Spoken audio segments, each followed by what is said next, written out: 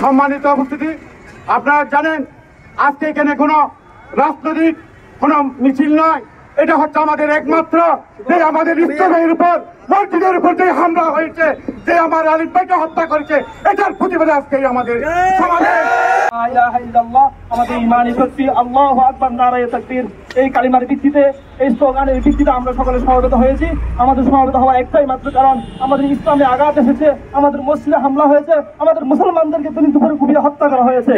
আমাদের কোনো স্বার্থ নেই, এখানে কোনো রাজনৈতিক স্বার্থ নেই, কোনো ব্যক্তিগত স্বার্থ নেই, এখানে ইসলামের স্বার্থ, আমার কালিমার স্বার্থ, ইসলামের স্বার্থ, কোরআনের স্বার্থ, আমার রাসূলের ইজ্জতের স্বার্থ। হিন্দুরা আমাদেরকে কি দিয়েছে? আমাদের দিন দুপুরে আমার ভাইকে গলা কেটে হত্যা করেছে, তীব্র নিন্দা জানাই।